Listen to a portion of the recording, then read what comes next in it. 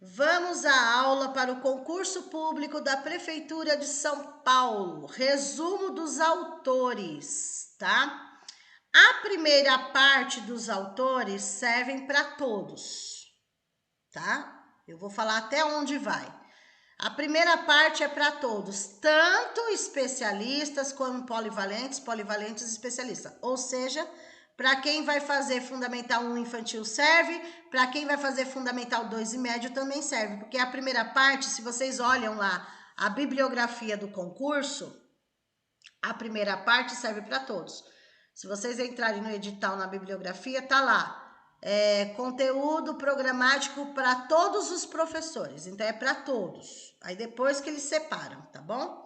Vamos aí aos autores da primeira parte. Então, essa primeira parte, a segunda parte, essas duas para todos, tá?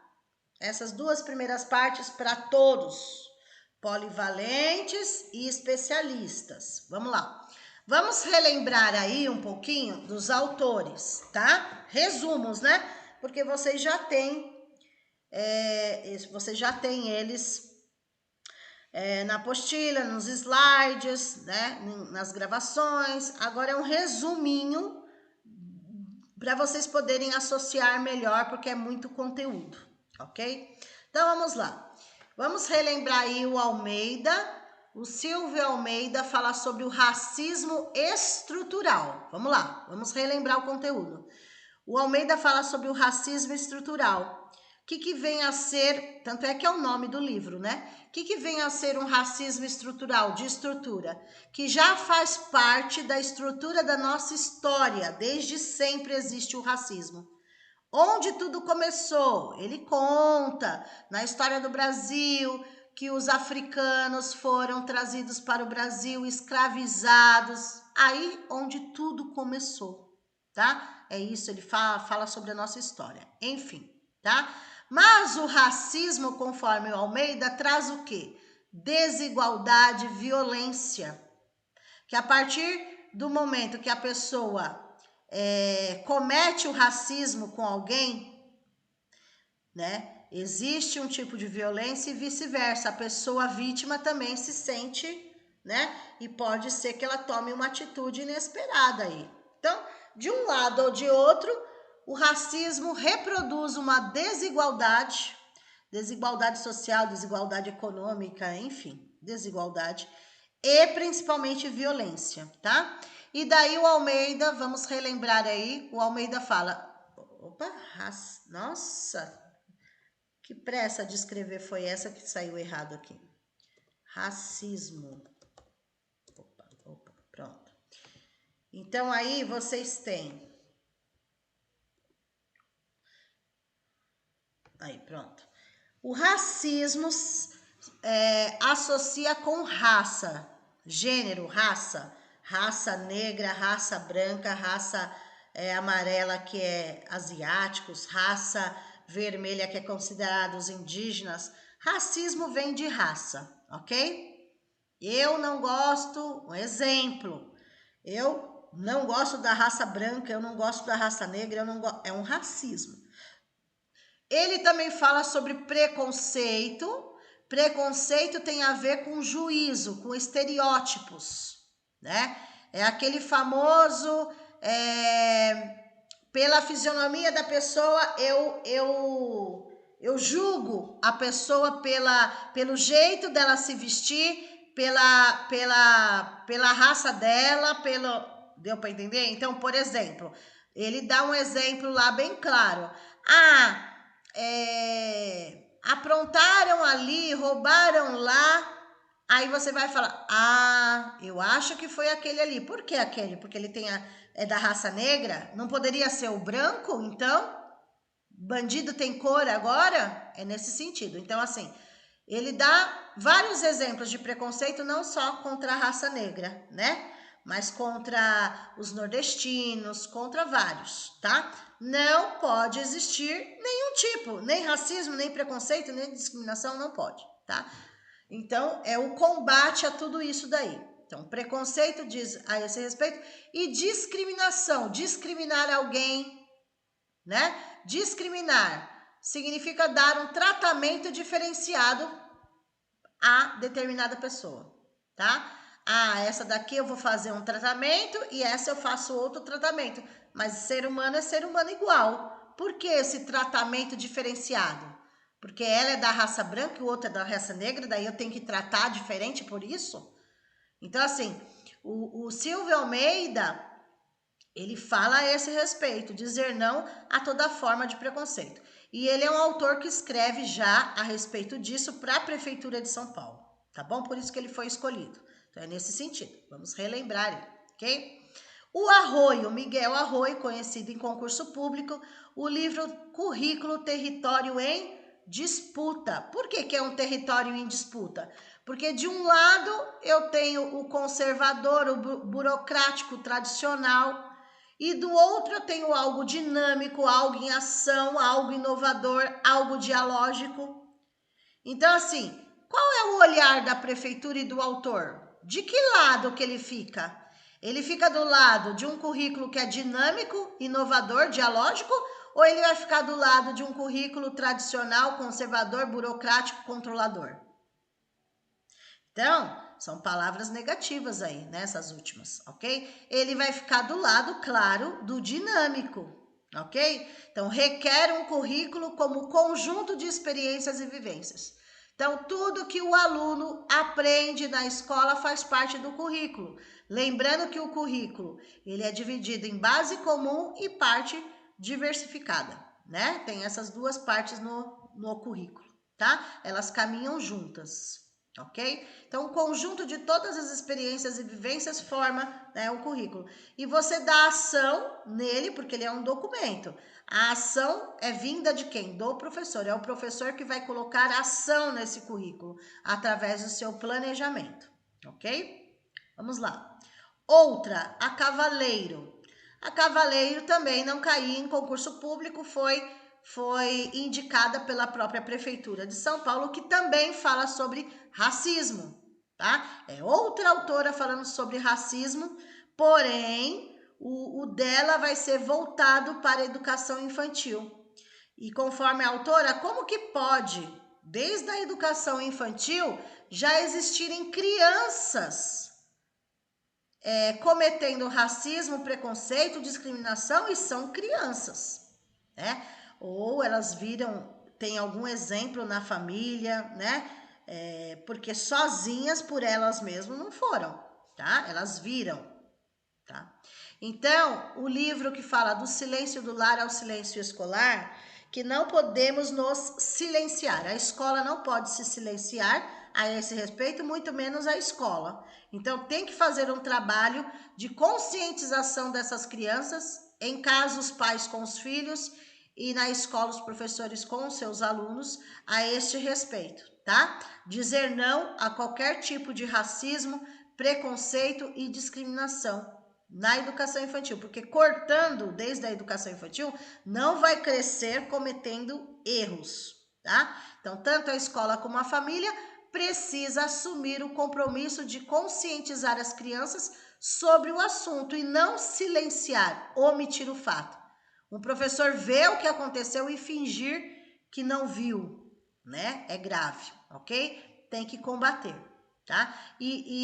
Todos esses assuntos também estão, de certa forma, nas próprias legislações. Na LDB você encontra, no ECA você encontra, tá? Vamos lá. E Paulo Freire, que é enorme e muito conhecido. Aqui no concurso de vocês eles pediram a pedagogia da autonomia, né? Na próprio nome, dar autonomia. Professor ter autonomia e ensinar autonomia para os seus alunos. Saberes necessários à prática educativa. Então, aqui o foco do Paulo Freire é mostrar, fazer com que o professor tenha uma reflexão do que é ser professor, do perfil docente, né? Então, ele fala assim, é dividido em 3 capítulos e tem 9 itens em cada capítulo, né? Um deles é prática docente, então, toda a exigência que requer sua prática no dia a dia para que você possa ser um bom professor, tá? Depois, na outra parte, ele fala Ensinar não é transferir conhecimento. A palavra transferir, transmissor de conhecimento é negativa para o concurso, tá? Professor não é transmissor, professor é mediador do conhecimento, orientador do conhecimento, é o aluno que vai construir o próprio conhecimento através da mediação, através da intervenção pedagógica do professor, tá? E depois, no terceiro, ele fala: ensinar é uma especificidade humana. Ou seja, nós estamos ensinando, somos seres humanos e estamos ensinando seres humanos também. E ele fala que toda profissão, seja ela qual for, passa ou passou na mão de um professor. Ah, se tornou médico, passou por um professor. Advogado, passou por um professor. Ah, tem um ensino médio completo, passou pelo professor. Ah, tem um técnico profissionalizante, fez faculdade. Todos passam pelas mãos do professor, ok? No bom sentido aí, ok? Mas o Paulo Freire mostra, né? Ele é bem humano, bem, né? Uma ação humanizadora. Ele mostra como ser um bom professor através daquelas práticas que ele coloca lá, tá? Ele sempre vai olhar para o lado do ser humano, da pessoa, do sujeito, tá? Vamos lá. Outra autora é a Louro, Guacira Lopes Louro. Ela vai falar sobre gênero, sexualidade e educação, tá? Então, uma perspectiva pós-estruturalista. O que ela fala no resumo? Resumidamente, né? Ensinar na escola sobre meninos e meninas, ambos mesmos direitos de escolhas. Então, é aquela questão que fala, eu tenho que separar brinquedos de meninos, brinquedos de meninas na escola? Não. Ah, mas ele pegou a boneca. Ah, mas ela pegou o carrinho. Então, a Louro fala que nessa fase, né, infantil, eles têm os direitos de escolha, não importa se é menino ou menina. Então, você tem que deixar, quando você vai montar os espaços, deixar os espaços livres, com várias atividades, com vários brinquedos, ok? E ela faz uma retrospectiva da história das meninas, né, de mulheres. Ela fala a respeito, né? Houve na nossa história, há tempos atrás, que as meninas eram ensinadas a fazeres domésticos, não tinha a visão de estudar para ter uma profissão, né? As meninas eram vistas assim, para costurar, cozinhar, afazeres domésticos, então não era vista. Mas todos têm os mesmos direitos, né? Então temos que passar isso para as crianças desde pequenos, que os dois são iguais em direitos, ok? Tudo bem que o menino tem o órgão masculino, a menina tem o órgão feminino, mas isso é órgão, né? Sexualidade, ok? A gente está falando de gênero primeiramente, então meninos e meninas, ok? Então não separar, eles têm os mesmos direitos de escolha. Agora, no caso aqui da sexualidade, deixa eu beber água, peraí. Né? Os professores, eles podem até trabalhar alguma questão de orientação sexual, que é um tema transversal no currículo, né? Parte diversificada do currículo lá. Mas tudo vai depender da sua abordagem, da faixa etária, né? Infantil, a abordagem é totalmente diferente. E aqui o foco da Louro é para criança, ok? Fala sobre criança, ok? Então tem que ser trabalhado assim. Neste momento, meninos e meninas têm os mesmos direitos de escolha, ponto. Esse é o foco aí da escola, ok? Vamos lá. Essa segunda parte também serve para todos, ok? Lucchesi, ele vai falar sobre a avaliação da aprendizagem escolar. Vamos lembrar? O Lucchesi vai defender a avaliação diagnóstica, tá? diagnosticar a aprendizagem, ou seja, o processo deve ser dinâmico, incluir a todos no processo, tá? Então, ele é a favor de uma pedagogia que olhe para o lado do aluno, né? Olhe para o lado do processo, não da prova, da nota, do exame, não, mas de uma avaliação diagnóstica que vai de encontro com a aprendizagem, com o processo do aluno, tá? Incluir a todos no processo. Quando nós falamos de avaliação da aprendizagem, é aquela aluno-professor, professor-aluno. É essa. A gente não está falando da avaliação externa, nem da avaliação institucional, que é da escola. Aqui é a avaliação de aprendizagem escolar, aluno-professor, tá? E ele, o Luquez, ele é contra o ato de examinar. O ato de examinar, a pedagogia do exame é aquela que o professor só olha para nota, para prova. E isso significa que o professor está medindo o aluno. Ele é contra. Por quê? É classificatório, é seletivo, palavras negativas sobre avaliação para o concurso. Tá? Então, a avaliação diagnóstica é o que ele defende, tá? E a avaliação por exame, pedagogia do exame, ele é contra, tá bom? Então, ele fala que tem uma diferença entre avaliar e examinar. Avaliar é positivo, examinar é negativo, tá? Então, é nesse sentido. Vamos lá. Outra autora aí, no resumo, é a Michele, tá certo, Michele, tá? Não é o sobrenome mesmo, tá? Sato Michele é o sobrenome mesmo. E junto com a Isabel Carvalho, ai gente, aí tá errado, eu troquei as posições, mas tudo bem, tá? Aqui deveria aparecer, deixa eu arrumar aqui, eu troquei, na verdade não é que eu troquei, na própria bibliografia do concurso veio errado. É Sato Michele Carvalho Isabel, o sobrenome, é o contrário aqui. Mas eu vou deixar assim, tá? Vou deixar assim porque já tá. Independente, no próprio enunciado da questão vai estar nome e sobrenome, tá? Vamos lá. As autoras falam sobre educação ambiental. O que importa aqui é o contexto, você entender. Por exemplo, quando chegarem em você e falar, o que você entendeu sobre avaliação? Tal. O que você entendeu sobre educação ambiental? Tal. O que você entendeu sobre indígena? O que você entendeu sobre PPP? É o contexto que você precisa saber. Vamos lá.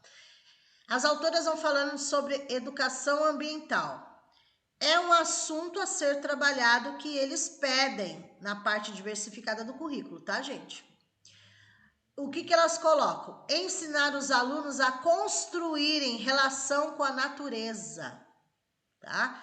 Então, os alunos poderem ter essa relação com a natureza, do cuidado com a natureza, o que eles podem fazer para melhorar, para cuidar. Eles têm que entender que eles fazem parte desse mundo, né? E eles precisam da natureza, então precisa cuidar, então é nesse sentido.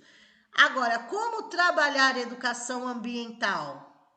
Porque a educação ambiental faz parte, né? Consta na parte diversificada do currículo, é um tema para ser trabalhado, não é uma disciplina, tá bom? Então qualquer professor pode trabalhar. Aí as duas formas que eles colocam aqui são palavras-chave do concurso, relembrando, transversalidade, o que é transversal? Temas transversais, que podem ser trabalhados na parte diversificada do currículo e qualquer professor pode trabalhar o tema, tá? Interdisciplinar, entre disciplinas, ok? Porque não há um único professor para dar essa aula. Às vezes tem professor que tem mais facilidade, é claro, mas não precisa ter uma formação específica para dar aula de educação ambiental. Qualquer professor, por isso que fala interdisciplinas, né? Eu queria falar sobre educação ambiental, mas eu não tenho tanta noção. Eu procuro um professor, vamos supor, de ciências que pode me orientar, de geografia que poderia me orientar. Porque não tem um professor específico para isso, né? Não é uma disciplina, é um tema, um assunto a ser abordado, ok? Então, transversal, interdisciplinar. Outro autor, Edson Silva, também escolhido aí, tanto as de cima quanto de baixo, escolhidos pela Prefeitura de São Paulo, tá? Ele também escreve para a Prefeitura de São Paulo. Ensino e Ensino e sociodiversidades indígenas. Possibilidades, desafios e impasses a partir da Lei 11.645 de 2008. Bebendo uma água aí, para não forçar tanto.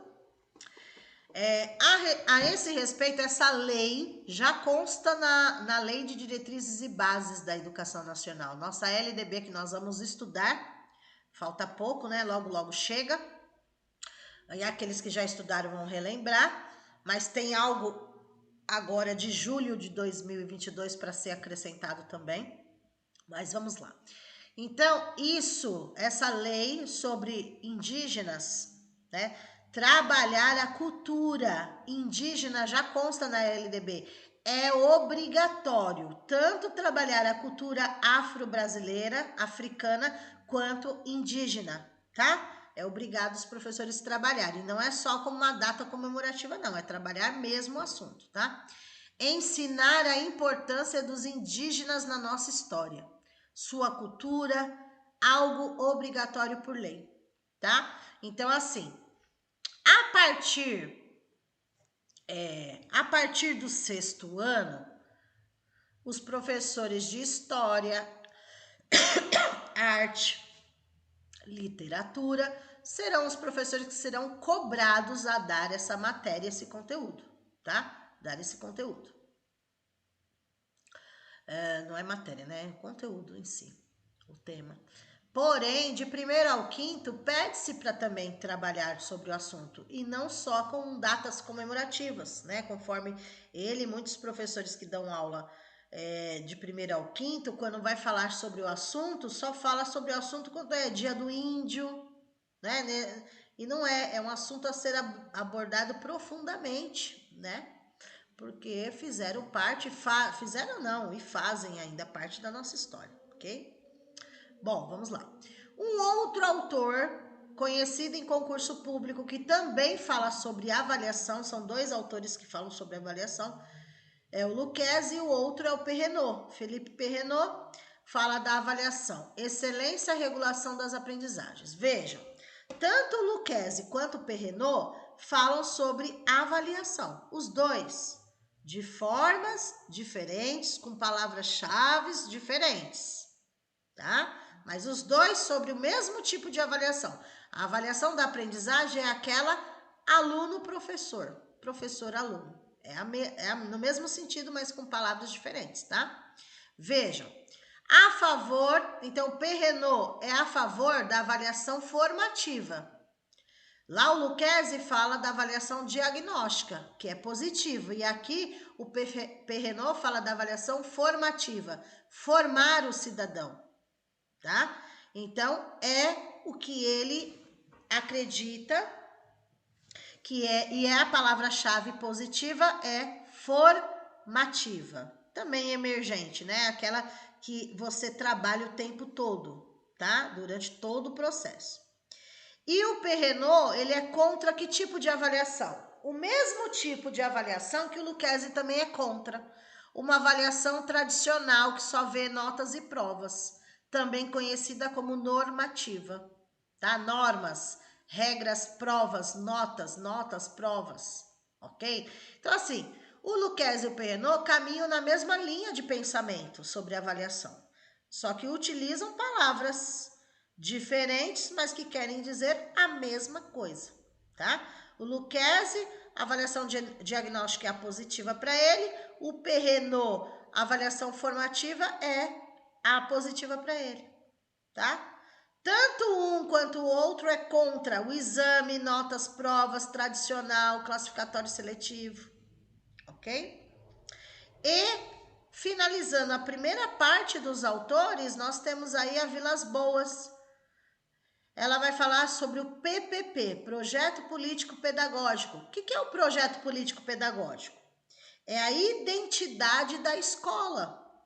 Tudo se coloca no projeto político pedagógico. O nome da escola, quanto tempo a escola está inserida, quantos períodos são atendidos, quantos funcionários tem na escola, né? Quantos horários de atendimento, quantidade de alunos, se tem sala de informática, se tem biblioteca na escola, qual o projeto que vai ser desenvolvido, quantos alunos da educação especial são atendidos, enfim, tudo precisa estar no PPP da escola, ok? Esse PPP é renovado anualmente e a construção desse PPP é coletiva. As pessoas que fazem parte da escola que montam o PPP, é coletivo.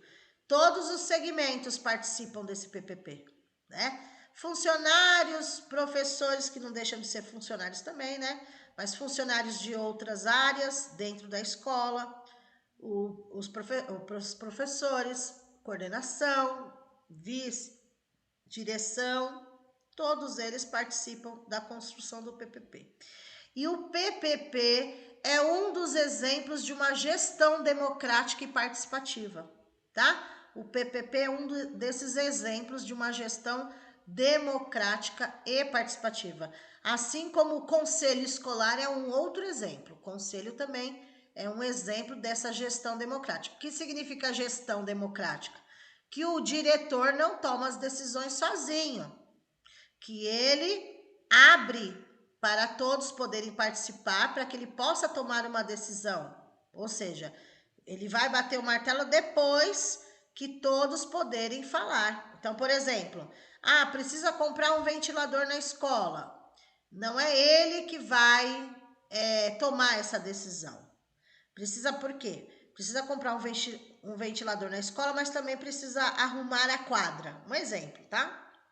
Ele leva o assunto para o conselho escolar, onde todos participam, e daí as pessoas falam, voz e voto. Então, se for decidido por votação que vai ser comprado os ventiladores, é isso que o diretor fará. Né? Todos tomaram a decisão, e não ele, tá? Isso é uma gestão democrática participativa, ok? Então, essa primeira parte, vocês têm aí 10 autores. Deixa eu ver o negócio. Essa primeira parte são 10 autores que são para todos, que servem para todos. Deixa eu só confirmar aqui, gente. Deixa eu abrir o cronograma aqui, aproveitar. O cronograma do Fundamental 2, só para confirmar se é até aí mesmo que vai ou tem mais alguma coisa. Eu acredito que não. Deixa eu olhar lá.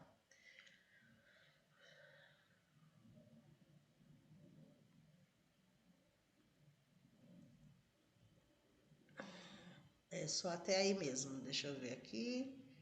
Daqui é a parte.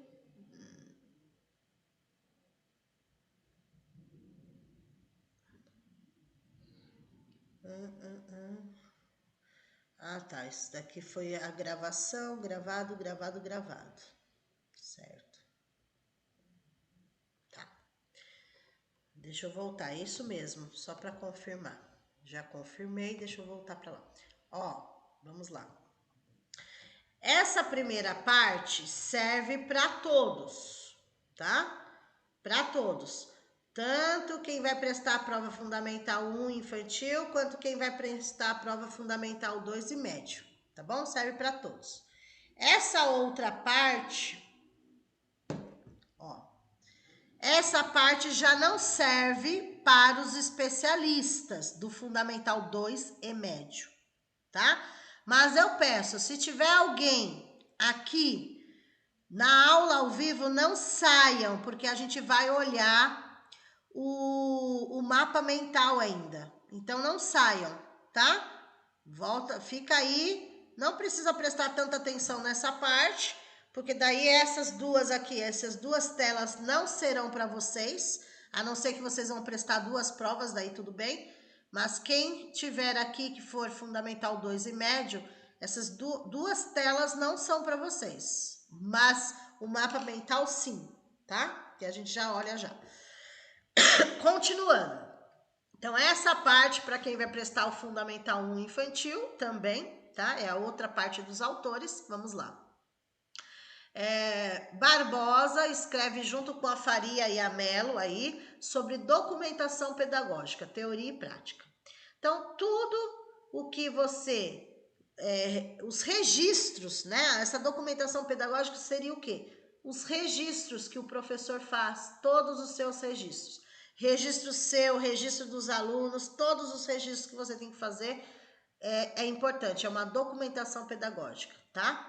Então, as autoras vêm trazendo aí a importância dos registros, ok?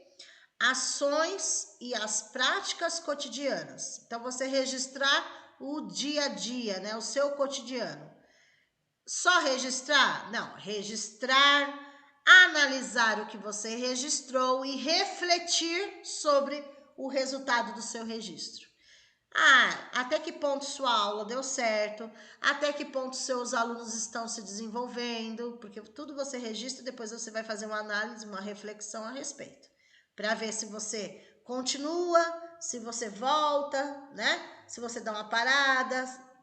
Então, é necessário registrar, analisar, refletir. E elas abordam, elas falam sobre a abordagem Pickler, tá? Que foi aquela situação que eu expliquei para vocês, elas só citam, tá?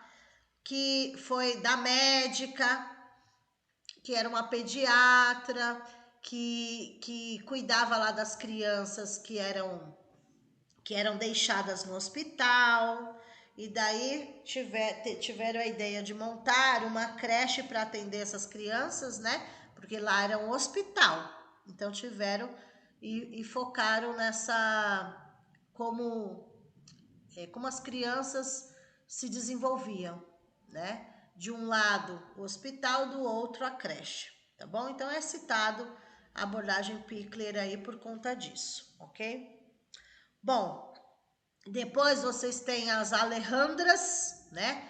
A Cipitelli e a Dubovic, que elas falam a respeito da construção e construtividade, materiais naturais e artificiais nos jogos de construção. Então, a importância de trabalhar, né, e ter um espaço para isso. Os jogos de construção ou construtividade, que dá no mesmo, é trabalhar com os materiais concretos da natureza, deixar aquele espaço livre, tanto é que a capa do livro mostra, né? Para eles construírem algo, o que eles quiserem construir. E depois que eles constroem, eles tiram fotos de todo o processo, né? Do antes, o durante, o depois. Depois eles fazem um desenho daquela foto, né? Que eles registraram, eles escolhem a melhor foto do processo deles, né? Ou quando começa, ou durante o processo, ou quando terminou o trabalho pronto, enfim, tiram fotos e deixam aquilo registrado. Então, a fotografia é uma forma que escolheram para registrar aqueles momentos de construção. Então, as autoras colocam aí palavras-chave como experiências construtivas. As crianças desenvolvem os aspectos cognitivos, afetivos, simbólicos, imaginativos, expressivos e que provocam interações sociais. Então, todo esse trabalho com jogos de construção, construtividade, fazer com que elas construam algo concreto, né? Que elas coloquem a mão na massa, vai fazer com que elas se desenvolvam em vários aspectos. Cognitivos, afetivos, simbólicos, imaginativos, expressivos, ou seja, e conforme elas estão ali construindo, elas têm interações sociais com um colega que vai ajudar, né? Vem aqui me ajudar, daqui a pouco eu vou aí te ajudar. Então, interagem, né? Essa interação é para o desenvolvimento e aprendizagem deles, ok? O professor interage, enfim. uso de materiais concretos, materiais da própria natureza, para eles poderem criar, tá? E todo o processo é fotografado, tá? E eles escolhem aí para depois colocar no mural e etc, ok? Vamos lá. Outras autoras é a Fabiana Oliveira e a Daniela Finco. A Finco muito conhecida em concurso público, né? Mas aí, apesar do livro Sociologia da Pequena Infância e a Diversidade de Gênero e Raça nas instituições de educação infantil, eles só pedem, do livro inteiro, eles pedem o capítulo 3 apenas, que fala a respeito dessa questão de gênero nas escolas de educação infantil, tá? Então, vejam. Sobre o que elas vêm falar? Meninos e meninas. Meninos e meninas. Iguais como sujeitos históricos, culturais, de direitos. Tanto meninos e meninas são iguais, têm os mesmos direitos, ok? Mas o foco é combater a questão da criança negra referente ao preconceito. Então, combater o quê? O preconceito, o racismo, a discriminação da criança negra, tá? Tanto é que a criança é colocada separada das outras nas imagens do livro, né? Então, assim, não podemos deixar que isso aconteça, ok? Então, outros autores falam, né? Ó, por exemplo, aqui, cadê, ó? Aqui, cadê? Ó, a Cavaleiro também vai falar sobre racismo, preconceito, discriminação. A Louro também vai falar de meninos e meninas, a questão de gênero, tá vendo? Todos eles vão se encaixar, é um quebra-cabeça. Eles têm os mesmos pensamentos, ok? Cadê onde eu parei? Aqui, tá? Mas essas autoras vão focar em meninos e meninas na questão de gênero, mas assim, por que as crianças negras sofrem discriminação, preconceito, racismo numa educação infantil?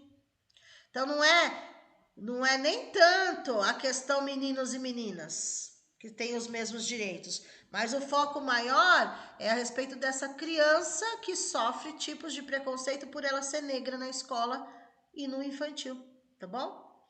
Bom, vamos lá. Também nós temos a Melo aí, também conhecida em concurso público, ok? Vai falar sobre linguagens infantis. O que traz, né? O que essas autoras trazem? Que o infantil não é alfabetização. A gente focou muito nisso. O infantil não é para alfabetizar a criança. A alfabetização deve acontecer apenas no primeiro ano do ensino fundamental e não na educação infantil. E os pais precisam entender isso, tá? Não é alfabetização, não pode antecipar a escolarização. Porém, no infantil, digamos que há uma pré-alfabetização. Então, prepará-los para e não alfabetizar, tá? Então, prepará-los ensinando a fazer o seu próprio nome, usar o lápis, usar a margem, usar uma cola, uma tesoura, coordenação motora, apresentar as letras do alfabeto, não uma cobrança, mas apresentar números, apresentar, certo? E não antecipar a escolarização, certo? É nesse sentido. Depois, novamente, vem a mesma autora, a Barbosa, só que aqui ela escreve com outra autora, que é a Orne, que fala sobre projetos pedagógicos na educação infantil, tá? Então, a importância de trabalhar projetos na educação infantil. Fala que a criança, elas têm múltiplas linguagens. Então, fala, gestual, chora, enfim, tem múltiplas linguagens, significa muitas. Elas citam a abordagem Reggio Emília, só para fazer uma associação, elas citam a abordagem Reggio Emília, do pedagogo Loris Malaguzzi, tá? A importância de trabalhar com projetos. E daí elas falam que é para trabalhar com projetos desde a educação infantil, porém não projetos feitos para as crianças, mas junto com as crianças. Deu para entender? Então, as crianças ativas no processo, dando as ideias no projeto, participando de tudo, e não que o professor venha com tudo pronto e mostre para as crianças, agora nós vamos fazer o projeto da literatura infantil tal, mas elas não participaram, elas não escolheram, elas não deram a opinião delas. Então é nesse sentido, tá? Então o foco é que as crianças têm múltiplas linguagens e é necessário trabalhar com projetos desde a educação infantil, porém projetos que elas possam participar e não que venha pronto, tá? Então, não pronto para as crianças, mas fazer junto com as crianças, nesse sentido. Depois nós temos aí a autora Stella Barbieri, que vem falando a respeito dos territórios da invenção, o ateliê em movimento. É uma autora da área de arte, né? Ela é uma artista plástica, né? Então ela vem falando, defendendo o ateliê. O que seria o ateliê? Um espaço próprio para que o aluno pudesse criar. Se a escola não tiver um ateliê, seria num espaço apropriado. Em último caso, sala de aula, mas que deixasse o espaço livre, né? Mas a ideia é ter um espaço na escola só para isso, tá? Mas se não tiver, improvisar, ok? O ateliê, palavra-chave aí, fazer artístico. As crianças colocando a mão na massa, deixá-las criar e não limitar a criança para que copie e cole. Você tem que copiar esse desenho, você tem que copiar essa obra de arte. Não, fazer artístico é elas criarem, tá?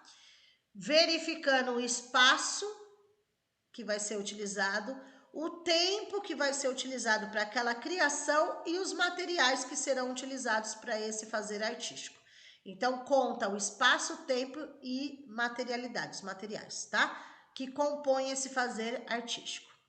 Aí ela fala, construir espaços, disponibilizar materiais que unam o pensar e o fazer e proporcione uma experiência estética, artística, corporal, sensorial e proporcione narrativas coletivas. A construção do mapa da escola é uma ideia, uma sugestão. Você quer trabalhar com as crianças o ateliê em movimento, esse fazer artístico? Vocês podem começar pedindo para que elas construam o mapa da escola.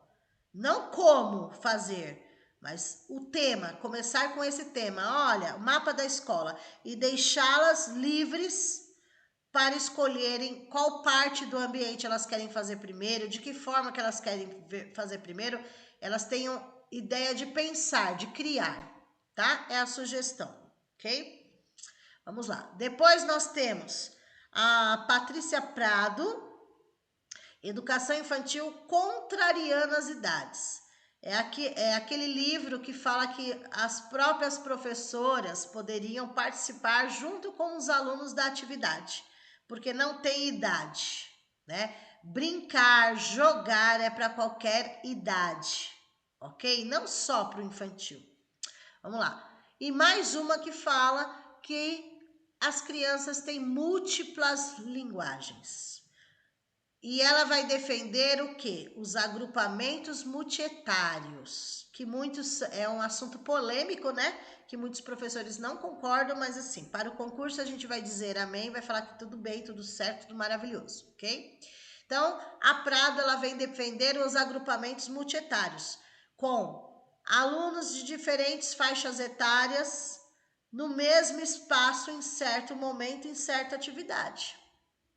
Então, nesse sentido, não limitar, olha, que o aluno não pode se misturar com outro aluno porque ele é de uma etapa, o outro é do outro. Então, vamos por os alunos de 4 anos não podem se misturar com os de 5 anos. Não, elas falam que em algum momento potencializar essas vivências, que eles possam estar no mesmo espaço em certos momentos, tá?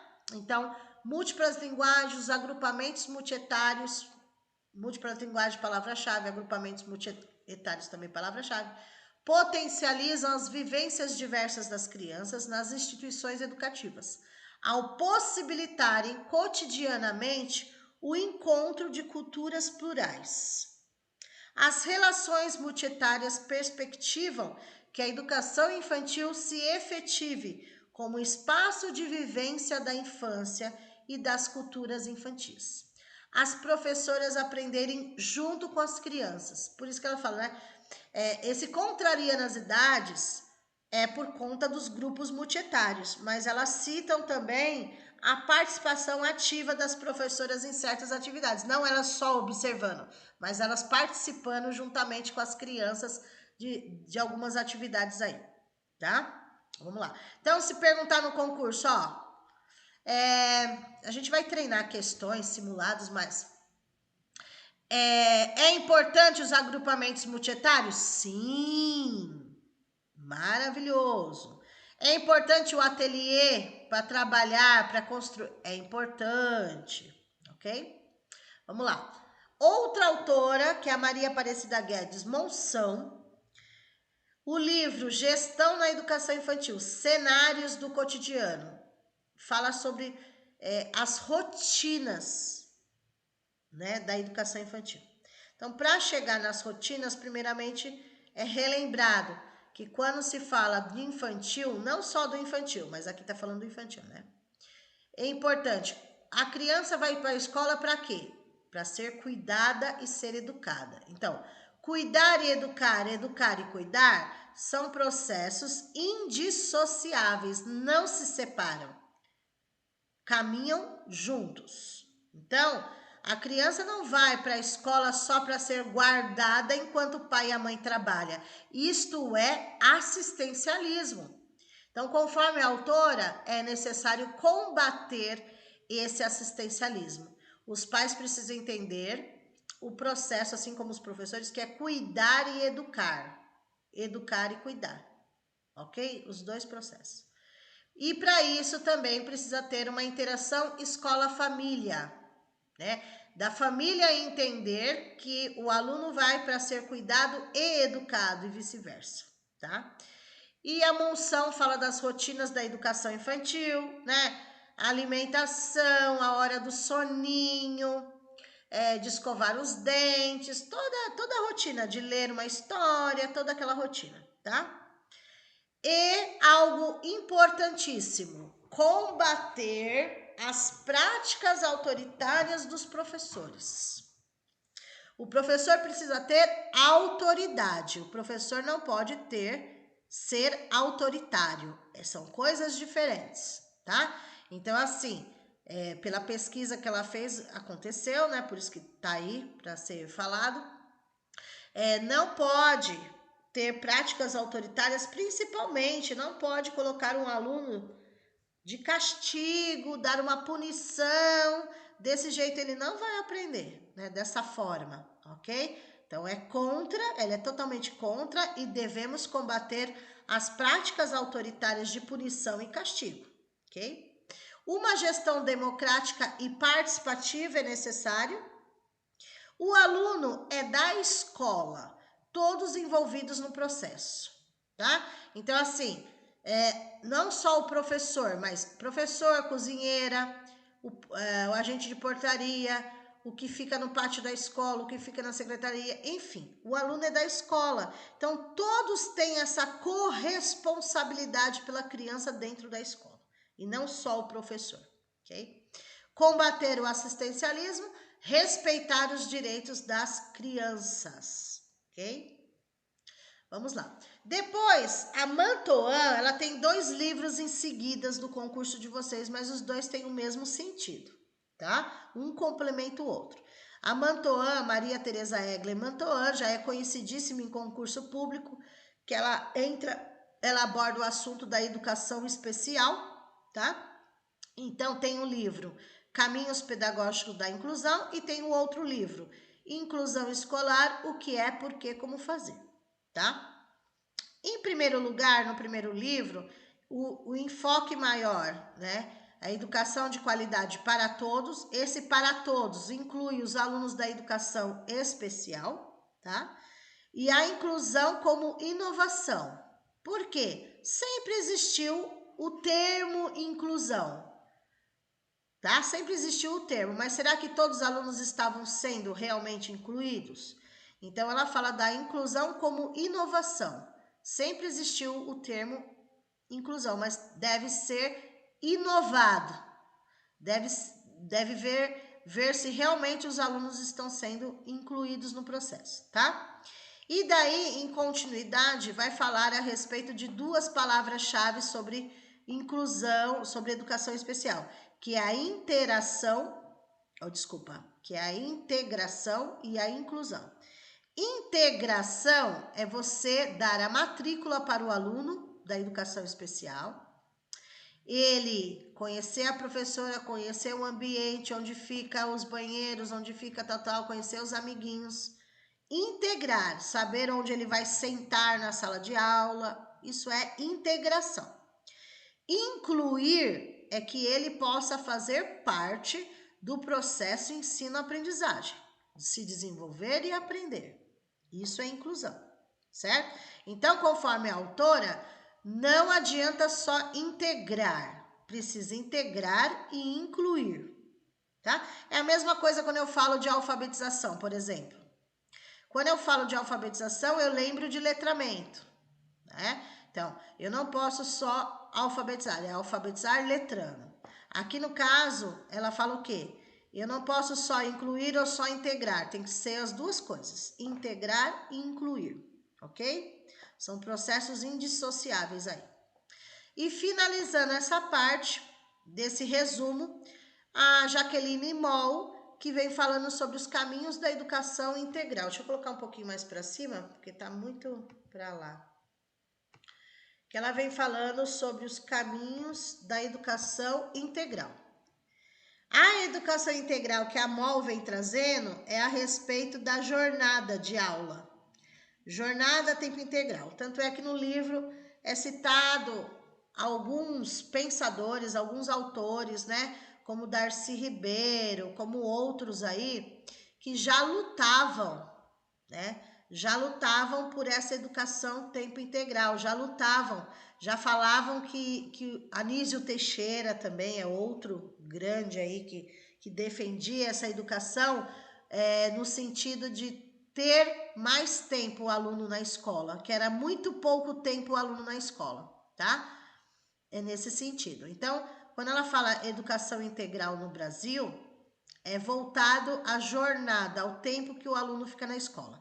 Tanto que ela cita o que ela pesquisou, que é o programa Mais Educação, em São Paulo. Esse programa Mais Educação é justamente dar oportunidade para que os alunos fiquem mais tempo na escola. Então, meio período sala de aula, digamos assim, e os outros meio período no contraturno escolar, tá? Nesse sentido. Peraí, deixa eu beber água aqui.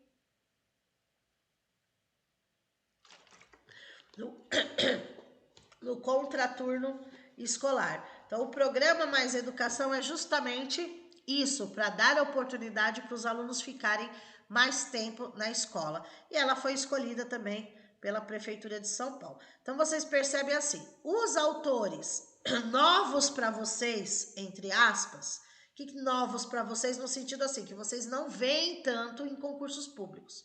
Foram escolhidos pela própria Prefeitura de São Paulo porque eles escrevem artigos para os documentos da Prefeitura de São Paulo. E aqueles mais conhecidos em concurso que foram colocados aí, são importantes também, foram colocados pela FGV. Então fizeram juntos, tanto Prefeitura quanto FGV, um apanhado geral, alguns indicados pela Prefeitura, outros colocados pela FGV, que estão na bibliografia do concurso de vocês, ok? Então, essa primeira parte aí, que é sobre... sobre esses resumos, eu vou gravar a parte, o mapa mental que eu vou explicar, eu vou gravar a parte, tá? Então, eu vou parar essa gravação.